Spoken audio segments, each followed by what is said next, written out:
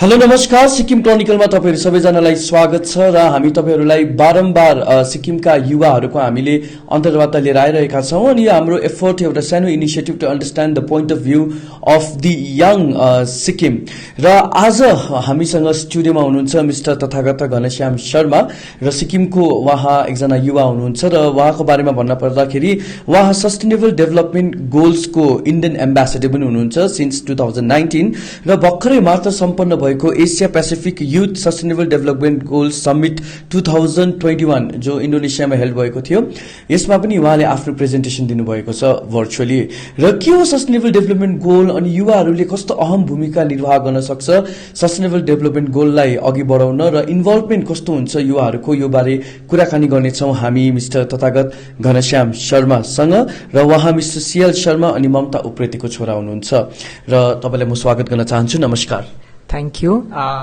Yes. First and foremost म तपाईलाई सोध्न चाहन्छु कि सस्टेनेबल डेभलपमेन्ट गोल भनेर हामीले धेरै सुन्ने गरिरहेका छौं अनि धेरै सुनिरहेका पनि छौं है यो सस्टेनेबल डेभलपमेन्ट गोल चाहिँ के हो एकदम साधारण भाषामा हामीलाई बुझाइदिनुस् न Basically, जुन चाहिँ म काम गर्छु अहिले as a Indian ambassador for SDGs, what I try to do is I make it very simple for people to understand. Okay. Because what happens is normally when we talk about the UN, it's sustainable development goals, ठुलो terms हुन्छ नि, so people are afraid. So I try to simplify concepts. So basic म definition के दिन्छु भन्दाखेरि चाहिँ when you think about yourself, your kids, and how the earth will be in the future, that's where you think about development in a sustainable manner. जब when you consume तपाईं खानु जे पनि लाउनु सक्नुहुन्छ तर when you keep something also for the rest of the future that's coming, I think that's how you promote sustainable development. Right. So sustainable development मा important components के छ अनि स्पेसिफिकली तपाईले चाहिँ कुन component माथि काम गरिरहनु भएको छ? Okay, sustainable development goals चाहिँ UN को एउटा प्रोग्राम हो जुन चाहिँ स्टार्ट भएको छ 2015 देखि 2030 सम्मको र यो गोल्स मा there are 17 sustainable development goals. The focus for me is especially goal number 4, that is quality education, and the goal number 13, climate change, climate action.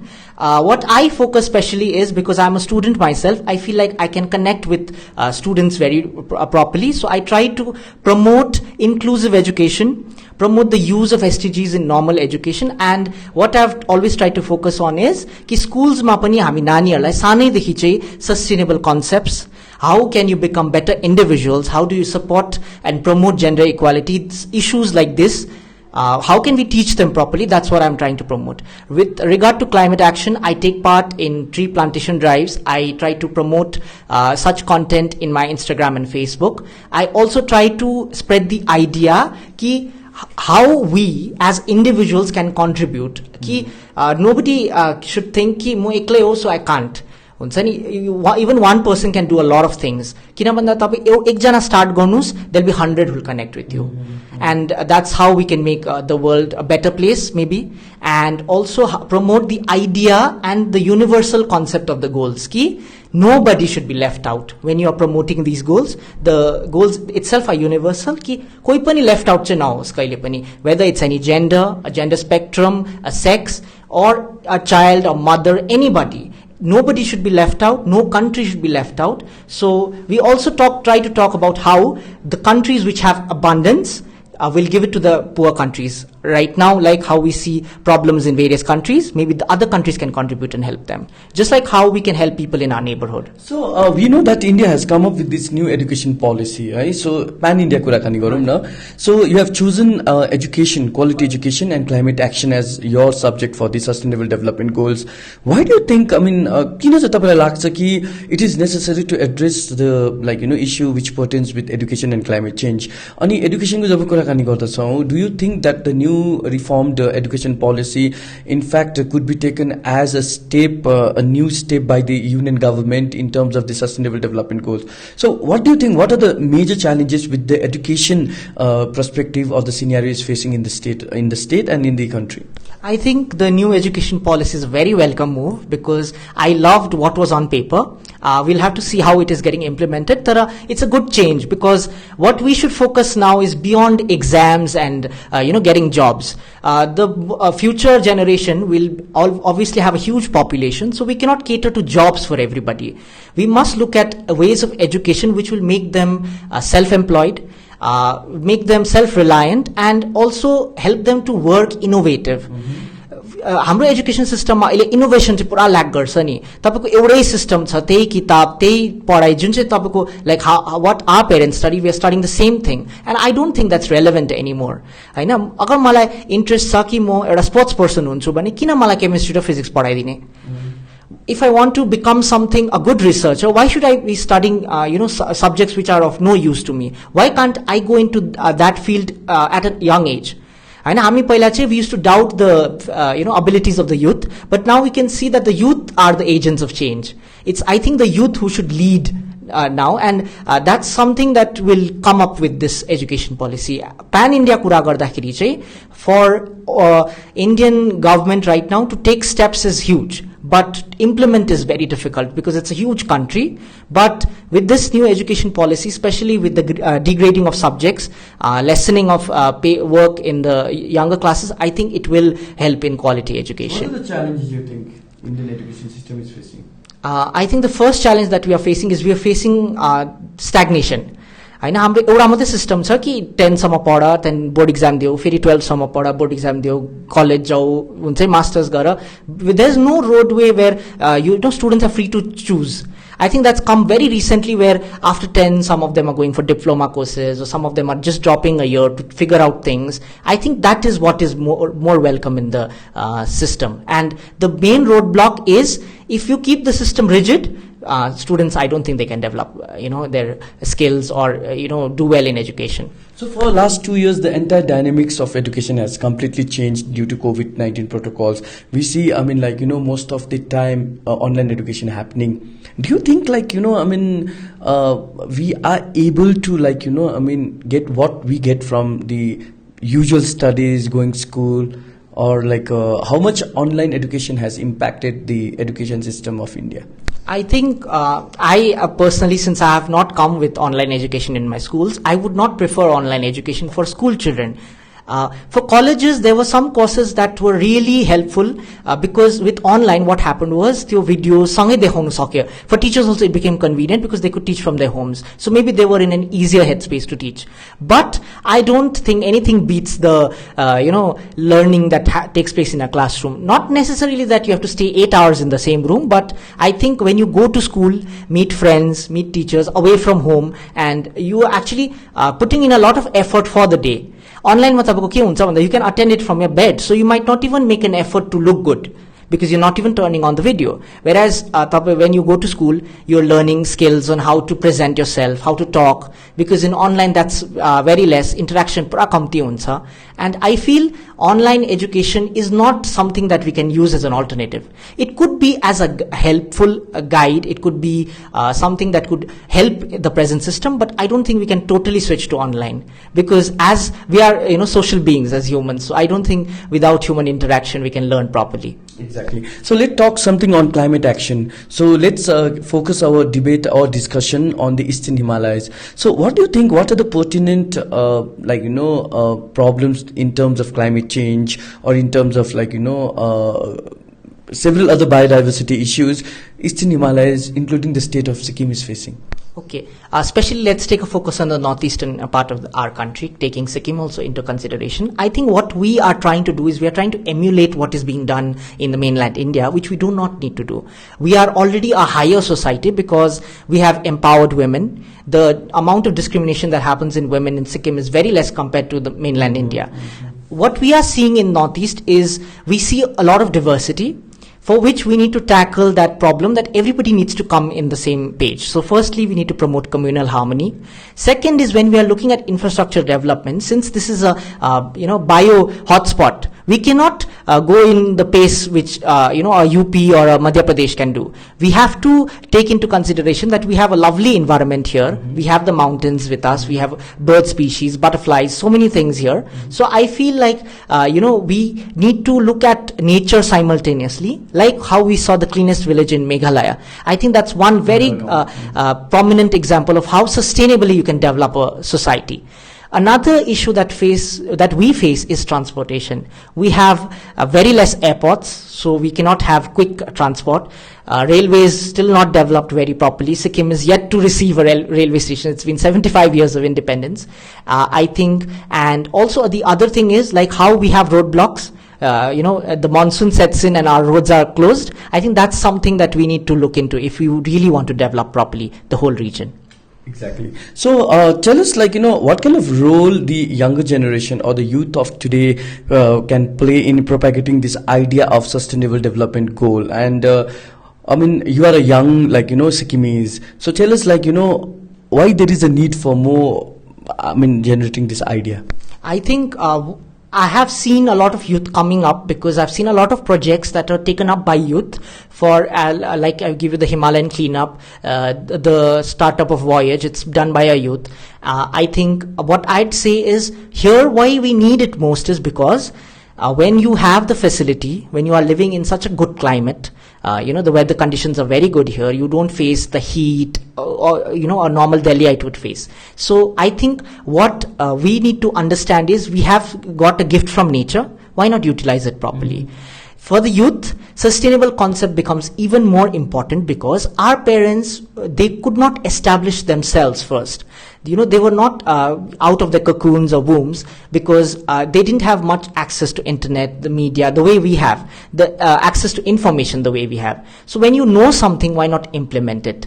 I feel sustainable development can be promoted only by youth because we have a free mind. Our parents, they're very few years left for them, because they've already lived most of their life in, mostly in their hometown. We have the choice to explore. We have the choice to bring a change. And if we can, why not? I'd, suggest them take up plantation drives, do small things like, have a community gathering, tell them the importance about it, stop throwing your waste anywhere you go, because that's one problem that I'm seeing that's emerging, because with urbanization and development of a city, that's what comes along with it. The waste management becomes really poor. So in Gangtok, why don't you start composting in your own houses? Why don't you take this initiative that amongst your friends, maybe you will consume less of plastic. Choose mom's food over plastic chips for one day. You can do small steps and promote it. I feel sustainable development goals promote garnuko लागि चाहिँ you don't have to do extraordinary things. Just maybe use light efficiently at home. Don't overuse water when you are taking a shower, or just help your parents do some work. Anything that promotes a good sense of being, I think that's sustainable. When you are promoting yourself to be presentable, talking to people, explaining them ideas, I think that also does a lot. A simple Instagram share also really helps a lot, because you don't know who will read it and be influenced by it. I feel that way we have much more potential than what the older generation had. So tell us about your involvement in SDG. You have attended many workshops and seminars, and even you have given your presentation in the recent Asia Pacific Summit. Tell us about your experience. My experience with SDGs goes way back to January 2019. That's when I got selected for the summit a year before. I actually saw an Instagram story where they had given us about some youth speaking, and I clicked on that link and then I applied for the summit. Then we had to go through rounds of selection and I got selected. So then I went to this summit in Malaysia. That's where I got connected to the ideas of SDGs, and I found it really nice. I came back, I started working on them. I started collaborating with my friends that I had made internationally, and I started doing projects of making videos, creating those ideas on Instagram, telling people that this is what the goals are. I started posting about all the goals in my feed, and I started explaining it to my own family, my friends. Obviously, they were reluctant at first, but they started understanding things. I think then after that, I got connected with people from outside, and that's how I got connected to this youth summit that was being held here in Sikkim, in Chintan Bhavan. I got connected to the MP out here, Mr. Indra Hang, and he was really supportive that time. We've yet to collaborate on a project, but he's always been helpful, and he's really good. So I hope that the government also here, because now I can see that the CM is also very proactive in youth empowerment. So I feel like, the government also gives us a lot of support now. After that, I got invited for a series of talks with Management and Science University Malaysia. And there I gave them talks on sustainability, and it was all the students of that college. Then after that, I've been involved with the summit with Studec International in Global Goals 2020. There I didn't attend the summit, but I helped with the presentation and the organizing of the summit. I also conducted one workshop in my own school, Tashinamgal Academy, where I have passed out from, and there I talked to the students of class 11, and I found out that there were also now sustainable development goals studied as a part of environmental studies and economics as well, in its part of the subject. So they had an idea. So I felt like when I make it simple and preach and teach people about this thing, I think people understand and they'll work on towards it. Absolutely. So one of your interest is on policy making. Yes. So when we talk about policy in the context to sustainable development goals, components, tell us which are the areas which really need to have a good policies? In the context of India and Sikkim, I think firstly we need strict policy making, because we have very few policies that actually cater to it. Secondly, we do not have good implementation, because we have a lot of laws. Indian Constitution is the largest constitution, but a lot of laws, but not implemented effectively. We need effective implementation of that. Also, when we are discussing the policies, we need to look at the stakeholders. Mm-hmm. Normally what happens is the policymakers are, old people, in politics, or the people in the government. Youth involvement there is quite less. Now it's slowly increasing, but still quite less. Involvement of stakeholders. Yes. So why can't we have, before a parliament session or before an assembly session, why can't we have the youths come over to the stage, give their ideas, or you can open up a portal. We will write down our ideas, give it suggestions to the government, and I'm sure that'll make for effective policy making. Also, what we need to look at is when the policy is made, we need to look at how it affects and what goals are we setting. Mm-hmm. Because just making the policy won't make sense if you don't have a goal. Like this SDGs, also there's a target year. 2030 is the target year for us. So why can't we have such kind of targets for policy making? That is one roadblock that I think we must tackle. Absolutely. So, Tathagat has completed his economics, BA in economics graduation from MIT College in Kolkata. So, what next? What are you planning? Right now, I don't have a specific plan, but I'm applying for masters in Delhi University. I hope to get through. I'm a general category student, so I really have slim chances. But why otherwise, do you say that? Because reservation affects, our selection process a lot. We really have to come at the top of the exam to clear. Otherwise, it's very difficult for us to get through. Otherwise, if I don't pursue my masters, I think I'll be going for civil services preparation. All right. Okay. Tathagat, what is that word of exhortation to the entire people, especially the young ones who are watching you right now? I think you can be the agent of change. What the UN has told us and given us time and again is that youths are the future. So I urge all of you, take small steps. It could be the smallest of steps that you take, but take small steps and contribute for the greater good of the society. If you cannot, it's never too late to start. Don't think that today I couldn't and tomorrow I will not. At least start somewhere. Make a small change. Plant one tree, tell one friend about SDGs, you learn about it. I think that's how we can help for the greater cause of the society. So how can people get connected with you? They can, I can leave my email with you and they can contact me with that. I can be contacted over my number. You can get it from somebody Also, I feel, in my Instagram and Facebook also, if you DM or, message me, I'll be very happy to connect. Whenever I organize workshops, I'll try to connect with media professionals so that way I can have a greater outreach. And yeah, it's not very difficult. I'm just a Gangtok born. I live in Daragaon, Tadung, so you can come over there and also connect with me. Thank you so much for speaking with us. So that was a very brief interaction with Tathagat Ghanashyam Sharma, जो चाहिँ हुनुहुन्छ Indian Ambassador for Sustainable Development Goals since January 2019. र उहाँको point of view हामीले बुझ्यौं अनि हामीले विभिन्न स्पेक्ट्रममा क्षेत्रमा रहेका युवाहरूको पोइन्ट अफ भ्यू हामीले विभिन्न इस्युमाथि तपाईँहरूमाझ लिएर आइरहेका छौँ and of course you can also comment down below as what you think and what is your I mean like point of view on this conversation. And thank you so much, Tadhagat, once again. With my friend Subhen Pradhan, this is Nirmal for Sikkim Chronicle.